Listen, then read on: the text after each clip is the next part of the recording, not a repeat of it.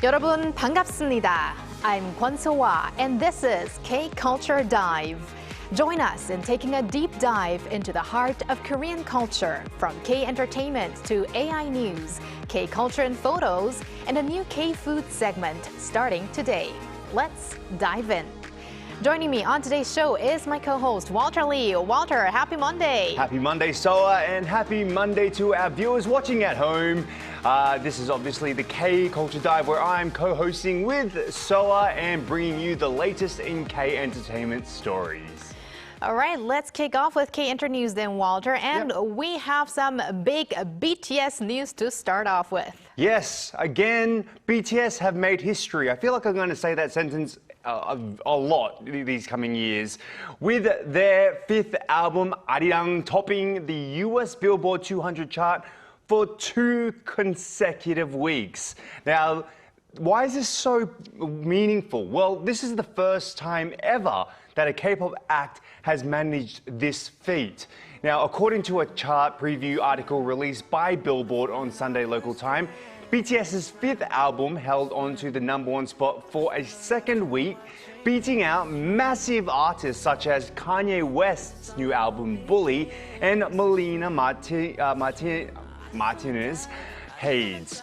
Now, this is the first time a K-pop album has held that #1 spot on the Billboard 200 for the 2 consecutive weeks, but previously, the original soundtrack album for the animated film K-pop Demon Hunters reached #1 on the chart.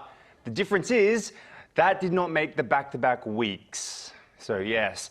In other news on YouTube Music's weekly charts, Swim ranked #1 on both the global and US weekly top songs charts, recording approximately 83 million and 6.2 million streams respectively.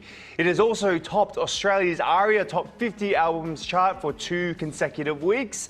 On Germany's official music charts, Arirang and Swim held high rankings on the album and singles charts. And in France, the album reached #2 on the Snip's top albums charts.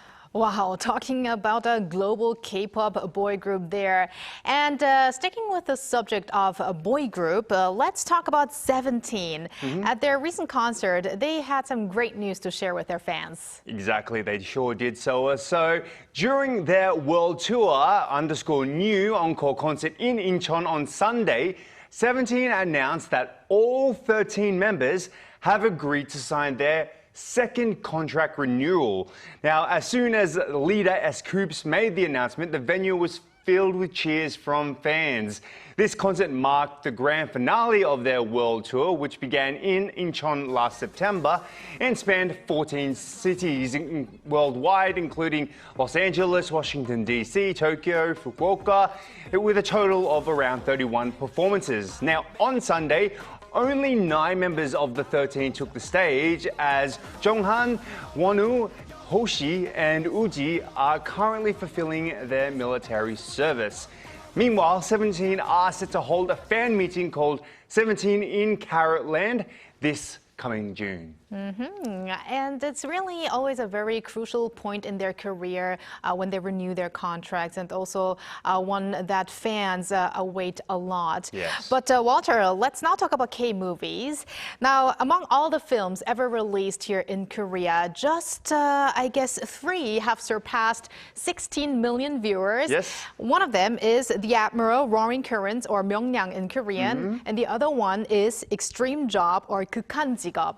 And That's the third correct. one is? Third one is, you probably guessed it by now, that would be The King's Warden, or 왕과 사는 남자. Now, according to the distributor Showbox, the film has surpassed 16 million cumulative viewers as of Sunday morning. Now, The King's Warden just needs 260,000 more viewers to overtake Extreme Job and claim that #2 spot on the all-time box office list. Now, can they do it? Time will only tell.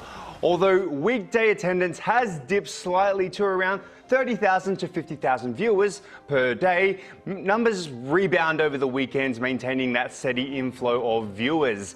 However, The King's Warden has recently lost the #1 spot on the box office to sci-fi blockbuster Project Hail Mary. All right, thank you very much, Walter, for those comprehensive updates, and stick around. Will do. And now, time to go over to our AI anchor Arang for more on the culture front. Arang. Thanks, Sua. Here's your AI guide to the latest cultural headlines from Korea. Let's begin with our top story. Large crowds flocked to Seoul's Yeouido over the weekend to enjoy the cherry blossoms in full bloom. Visitors indulged in the Yeouido Spring Flower Festival, which kicked off on Friday, offering diverse attractions beyond the blossom-lined streets, from parades and themed gardens to an air show by the Black Eagles. Adding to the festive atmosphere, President Lee Jae-myung and First Lady Kim Hye-kyung made a surprise visit, mingling with crowds celebrating spring. The first couple greeted people across all generations, pausing for selfies and warm exchanges. The Yeouido Spring Flower Festival runs through Tuesday. Culture Minister Cho Hui-young held talks with French Culture Minister Catherine Picard on Friday, exploring ways to expand bilateral cooperation in arts and culture.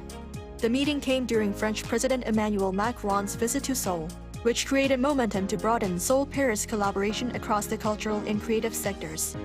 The two ministers also agreed to work closely to ensure the success of commemorative events celebrating the 140th anniversary of diplomatic ties. A year-long lineup of cultural exchanges is planned, spanning exhibitions, film, and publishing, alongside musical performances featuring soprano Sumi Jo and other prominent artists. Advance reservations for the public viewing of Haman Dakwa Nori, often dubbed Korea's falling flower fireworks, sold out in under a minute amid overwhelming demand. According to Hamangun County, all 4,000 pre-booked spots for the main event on May 24th were filled in less than a minute after reservations opened last Wednesday. To ensure a safe and comfortable viewing environment, the county plans to cap total attendance at 5,800. Haman Dakwa Nori is a traditional Korean fireworks festival in which burning charcoal bundles are hung over a river, symbolizing purification and good fortune. That's all from me. Turning now to a quick look at more K-culture stories making headlines today.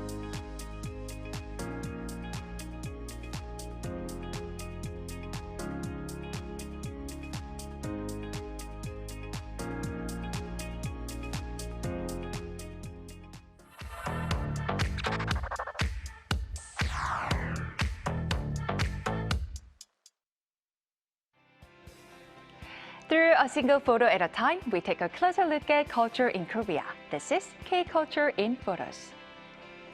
Let's read this word together. 운동회, a festive sports day where students or co-workers come together for games, races, and team competitions. We are at that time of year in Korea when schools and sometimes even workplaces hold these lively events, sometimes with families joining in. In this first photo, we see a daycare sports day. A child rides a wooden swing, laughing as parents run together, holding the ropes, and grandparents often come too, turning the day into a full family celebration. Dressed in bright green uniforms, the children beam with playful, innocent smiles. Next, at an elementary school, students in blue pass along a giant ball in perfect coordination, likely part of a classic blue versus white or red team match. Across the field, the kids run, jump, and cheer with all their energy, learning teamwork and sportsmanship along the way. And then, at a university sports festival, though they've grown up, the joy on the students' faces feels just the same. And after sports day, there's one thing you simply can't leave out, the lunchbox. Sometimes schools order group meals, but for many Koreans, the most memorable lunches are homemade, prepared with care and love. Take a look at these unique lunchboxes. In this first photo, sausages are shaped like little octopuses, and eggs and hams are arranged into bright flowers. In the next one, does that look like an apple? It's actually kimbap, carefully designed to resemble the fruit. And here, a simple Korean meal, fried rice, rolled omelette, kimchi is presented so neatly, it feels extra special. And some lunchboxes go even further, decorated like princesses or filled with adorable animals like rabbits and squirrels. Online, you will find endless ideas like these creative, thoughtful, and often impressive. And there's a Korean saying, 보기 좋은 떡이 맛도 좋다. Food that looks good tastes better. And these lunchboxes must taste just as amazing as they look. As the weather warms up, outdoor libraries begin to appear across Korea, transforming everyday spaces into places of rest and reading.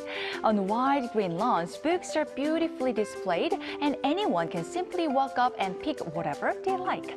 You can even enjoy a free performance nearby, a perfect way to relax and unwind.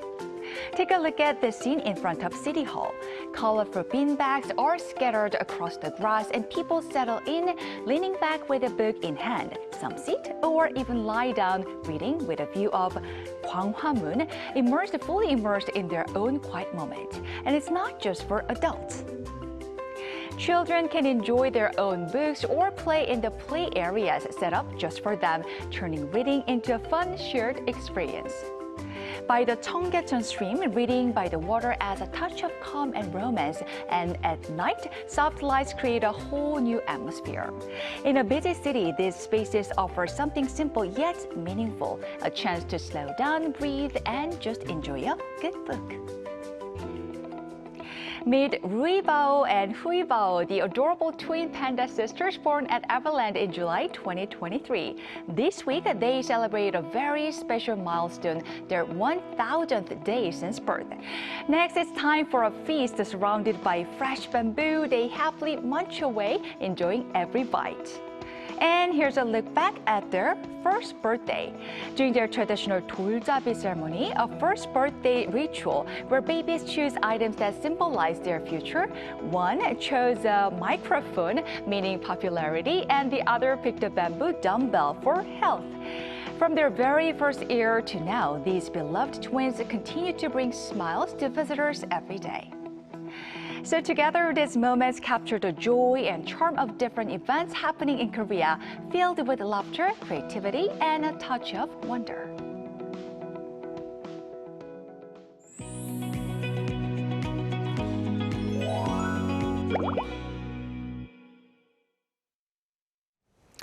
With cherry blossoms at their peak and spring now in full swing, many people feel an increase in their appetite. And since Korea has 4 distinctive seasons, I personally love how there are so many seasonal foods that you can enjoy. And Walter, what do you think about that? Yeah, especially the spring greens, Soa. They are so healthy, but for some, they're not the easiest to eat. Right, you're making a good point there. Now, starting today, we have prepared a K-food segment with a cooking content creator who's going to introduce all the latest, hottest K-food trends and also give us some tips on how to enjoy them, including those spring greens. Yes, I've seen his content and he makes things look very delicious, so I can't wait. All right, then how about we welcome him to the studio? Let's now welcome our cooking content creator, Matthew Novich. Hello, Matthew. Welcome. Hello, Matthew. Hello. It's so nice to be after a long time here with you guys, and then it's very fun. Right. Always, yeah. We're very pleased to have you on the show. I mean, you were a guest before, but Right. Now you are going to introduce us all the latest K-food trends. And I see you're wearing a hanbok. Right. Probably you're going to wear this every time you're coming in the studio. So please tell us about that. And yeah, introduce yourself a bit as well. Hello, I'm Matthew from Poland. I've been here before, and I live now for 11 years in South Korea. I love Korean food, and the reason I'm wearing hanbok today is just like I want to show more about the Korean, the K food. Like I wanted to introduce more in details. So, Yeah, I think you look very good in the hanbok, by the way. You've suited very well with How's those it? nice colors. Do you like it? Yes, I love it. Yes. Yes, you. and it really very fits well with our background as well, Matthew. So first off, what are some of the must-try spring greens in Korea right now? Because spring greens is our topic today, Matthew. Right. So spring in Korea is all about fresh, and it's kind of slightly bitter, and also they have good aroma, like fresh greens. You can just get easily in marts or just street market, and some of those you must try. I think I got like 4 of them. It's durup, which is Aurelia shoots, known as a king of the spring greens. And then the second one is nengi, which is shepherd's purse. We usually know it as in 된장찌개, right? And the third one is dalle, which is mild garlic-like flavor. We usually do the dalle muchim, right? It's seasoned and then we eat it with rice and kim. And then the last but not the least, it's minari, which we love. Like everyone loves that, right? We just fry with samgyeopsal, or we do the traditional Korean pancake. Right. It also has very clean and refreshing taste. So, yeah. I can already feel the freshness around us in the studio. I should bring that, right? Yeah, but we do see a lot of that in your contents. Right. And Matthew, among those, what's your favorite spring green dish then? These days, before I think it was minari, but these days I'm very down for durup, which is like kind of, it's very simple, but it's like the very earthy, natural flavor. And the thing I love about like all the Korean spring greens is like it doesn't need like much seasoning for that. You just use like gochujang, like the red pepper paste, or like just doenjang, right? And then you just slightly put like some sesame oil, and you can feel the freshness, and it's like it very works like good for inflammation in your body and stuff. So Right. I'm getting hungry already. So you mentioned durup before, and it's known for its strong aroma and slightly bitter taste as Yes. well. But for someone trying it for the first time, people coming to Korea, what do you think is the best way to enjoy it without maybe feeling a little bit overwhelmed by that taste? So since durup is like kind of intense and kind of like has a bitter taste, like the way you prepare it, you should like try to blanch it in very hot water for like from 30 seconds to 2 minutes. You put salt in that, and then the down part, you keep it in the hot water first, and then you blanch it till it's done. And then after that, after 2 minutes, you should give the very like cold bath, kind of ice bath. So I think it's good. That Yeah. is really important. I guess in Korean you would call that process 데치다, right? Dechida. Yeah, you put in the hot water and then in ice cold, and after you put all the seasoning with gochujang and doenjang. Yeah, and I really feel like the original taste of these kinds of spring greens is what I like the most about them. And I mean, you've recently made a variety of dishes using spring greens. I checked them out on your contents and your videos. But if you had to pick one key factor that really determines the taste, what would that be? I think we don't need so much process to prepare that. I think the point is just to do the good 데치기,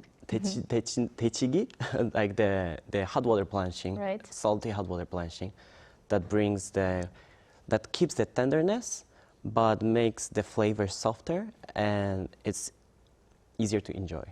Yeah. Right, and there are some sure ways to choose the best spring greens. Do you have any tips when you are about to make some content that you make sure you do before you cook? So usually I get my spring greens from the street market, which is very popular in Korea. And I always look for bright and very vivid colors. I try to choose very young and tender stems. And then I'm trying to avoid the leaves that are like very large. It's better to get the small parts. And then the last, I think, is it should have like very fresh aroma, not kind of like bitter or sour Right. kind of smell. Yeah, so I think that's the four points. Even the smell is important. And It should be very fresh. yeah. Yeah. You did mention the street market. That's like the traditional markets, or 전통시장, which what we would like to call here in Korea. And I kind of feel like, although we have the same vegetables at the big grocery stores, I kind of feel at the traditional markets, it just seems a little more fresher. I don't know. There's And the the feel price to is it. better too, right? Yeah, good point. And Matthew, sometimes, however, we buy a bunch of vegetables and we don't know how to eat them all. And is there any tip how you can make some dish with if you just have one ingredient? For instance, minari that you mentioned before. So for minari, it's very like we get it, like we eat it because of the flavor, for the fresh aromas. So I think it doesn't need too much seasoning. It's just very easy, like some gochugaru and maybe sesame oil and maybe a little bit of soy sauce, and that's all. Because we want to enjoy the original flavor of the ingredient, right? And not to put too much cover with other like hard seasoning on that. So usually minari you can enjoy like as a muchim, which is kind of Korean fresh salad, right? You put some garlic, sesame oil, and salt or either way soy sauce. The second one could be minari chon, which you put like the pancake flour and then you just put it on the hot oil and enjoy it with. You can enjoy it with makgeolli as a pairing. And then the third one, I think minari 생채, which you can use just the gochugaru and a little bit of vinegar. And yeah, you can just enjoy that. One of my favorites is the minari Yeah. bochon. It's so good. And- It's like if it's slightly seasoned, it brings the natural aroma and flavor from the like actual ingredient. So I think it's better. Right. And also what I like to eat with minari is what Matthew mentioned before is samgyeopsal, Samgyeopsal. pork belly. Number one, That's right? one of the best pairings, I have to say. Right. And Roger wanted to continue. Sure. Yes, so like spinach with doenjang, you've actually sort of mentioned some seasonings before. Right. You know, are there any special seasonings or traditional pastes, that you enjoy using or that pair well with spring greens?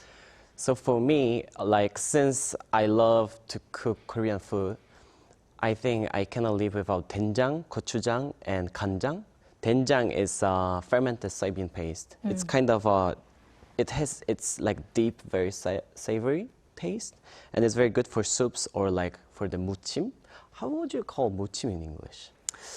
It's kind of As you mentioned before, it's a kind of salad, but you Dipping- have the kind of dressing with the vegetable Right. already put together without putting it afterwards on. So you mix it well, I guess, is how I would explain it. And then the second one I mentioned before is gochujang, which is like spicy but sweet. It's very good for dishes like meat dishes, like for example, 제육볶음, the stir-fried pork. And then the third one is 간장, which you usually use for everything, just to make the deep flavor for Right. for all the dishes. So. Right. And Matthew, before we let you go, for anyone trying this at home, what would be some easy recipe that you would recommend regarding Korean spring greens? I think because one of my favorite is nengi, I would recommend to try something like very Koreanish, very K-food style, which is nengi doenjangguk. It's actually very easy to make. If you have doenjang at home, you just put doenjang in the water, and then after you put nengi, and it makes it it's very fresh. It has its deep taste, but it's very fresh. It feels like spring. It's like feels like spring is starting in Korea, so I very like it. Right, and if anyone wants to check out how to make this in more detail, they can watch your videos, of course. Well, thank you very much, Matthew, for that. And we're looking forward to what kind of other K-foods you're going to bring to us next time. Thank you. Thank you, Matthew. Thank you so much. 감사합니다. 감사합니다. And 감사합니다, Walter, as 감사합니다. always. So we're going to have you back here on a Wednesday. See you then. Thanks for watching and your interest in everything K-culture. Please tune in again tomorrow, 2 p.m. Korea time. Keep diving.